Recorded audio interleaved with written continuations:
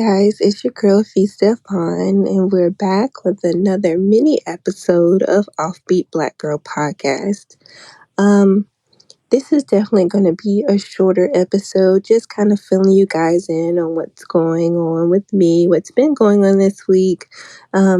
If you follow me on social media, you know I have not been as active this week as far as filling you guys in on what's happening on the next episodes. And we usually do quotes and memes from previous episodes and really try to engage with the listening audience. But this week it just has not it just has not happened, and I do want to apologize for that. It's just really been a crazy week. So let me just go ahead and fill you guys in. So Sunday night, myself, my partner, and his mother were in a really bad car accident. We were hit by a drunk driver, and the car was completely totaled. It was crazy because, you know, the weekend before, well, I'll say that a few days before that, it was just filled with so much love and appreciation and fun and friends and family. And so obviously nobody anticipates a car accident, but this really like completely caught us off guard. It was my cousin's birthday, and we spent, Saturday night we were with her, throwing a surprise 40th birthday party. It was amazing. It was dressed to impress. Everybody looked beautiful. We're at this beautiful condo in uptown Charlotte, and it was just absolutely amazing. We had catering and servers and appetizers, and we danced all night and sang all night. And it was just really just wonderful. Just such a great time. And then we got up the next morning and we all congregated to her apartment that morning for brunch. And we had chicken and, French toast rolls and just it was just amazing. And we sat around, we had really good conversations, deep, meaningful conversations just about family and breaking generational curses and, just trying to be the best versions of ourselves in life and accomplishments and hardships and obstacles and just real beautiful conversation, just watching these different, ages and backgrounds of brown and black people just coming together for such a beautiful, momentous occasion. And just all the love that was shared amongst us was just amazing. And then leaving that event, just really being on a high, just and continuing that conversation in the car, on the way home, just really continuing to delve into all the wonderfulness that we experience and how grateful and appreciative we are of one another. And then for this driver to come out of nowhere and just put an abrupt stop to that. And I don't know if any listeners have ever actually been in a car accident, but it is a very traumatic experience. I remember being in the car and, the car like flying past us. And I remember his mom being like, like the guy's driving crazy. And, my partner being like, let's get away from this crazy guy, how he's driving. And the guy like almost hits the car in front of us, overcorrects, swerves to the left, runs into the median and the guardrail, overcorrects again, swerves back to the right, and boom, on the interstate again and collides right into us. And the airbags deploy and there's dirt and dust and debris everywhere, and the car is crushed. It's crushed. And I remember being so calm and during the accident, right? Like during the moment of the impact, because it happened so slow. It's hard to explain, but it was like slow motion. Like I remember being in the car and just rocking, with the car just, I thought we flipped and we didn't, but it was slow motion, like that we're going through this in my brain. It's just like, this is happening. This is happening right now. And I remember afterwards, just start feeling that anxiety, starting to build up. Once it stopped, once you look around, everybody's breathing, everybody's alive. And then the panic sets in, like, we were just in an accident. I can't believe we were just in an accident. That's when I felt my anxiety increasing.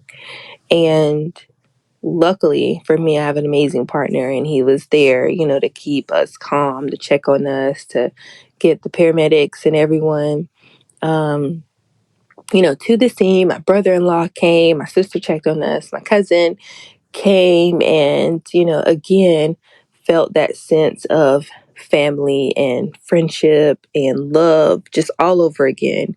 Um, and I think it really matters. It really matters to me, that I see it on both ends of the spectrum, right? And what I mean by that is that I don't just experience that love for my family and friends when something bad happens, or we don't just get together and congregate with one another when something bad happens. You hear people say, I only see my family at funerals.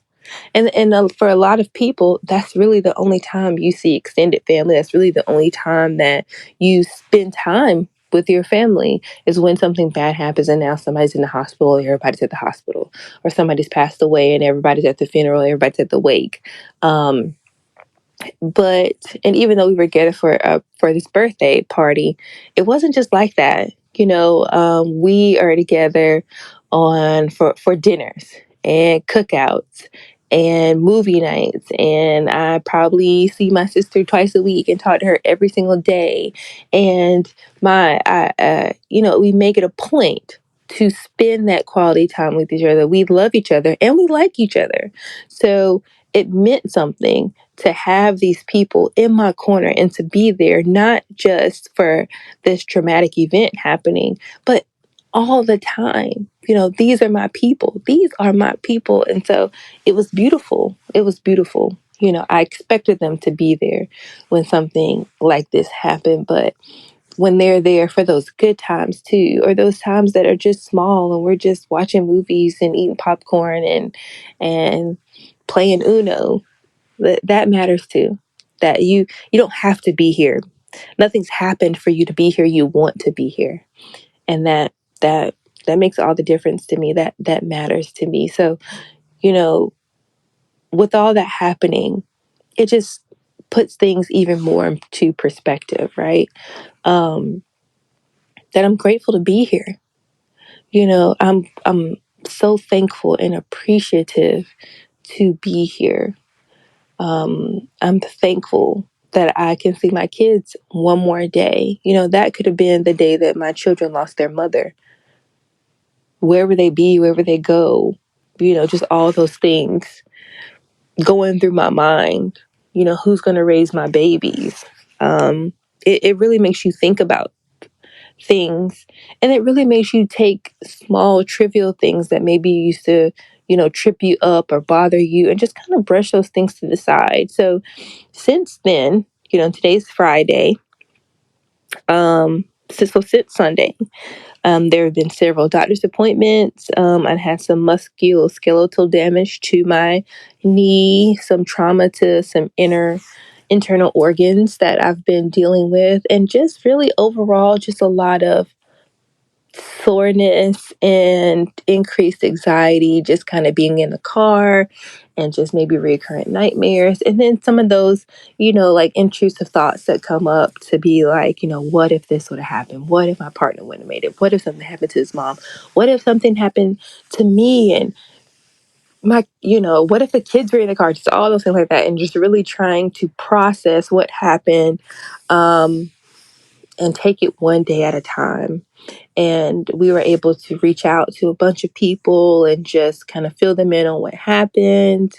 I know we're having a Friendsgiving the day before Thanksgiving to really just, again, congregate with these people that we love, get together with them. Maybe people, I'm sure everyone has plans with, their family for Thanksgiving. And we don't want to take up that time on that particular day just in case obligate people to spend time with us if they have other plans. So doing it the day before just to really be around those people that we love, that we appreciate, to remind them that, how important they are to us. And it's going to be a good day. It's going to be an amazing day. So this week, the past 6 days have just been a lot of processing, reflection, appreciation, and rest.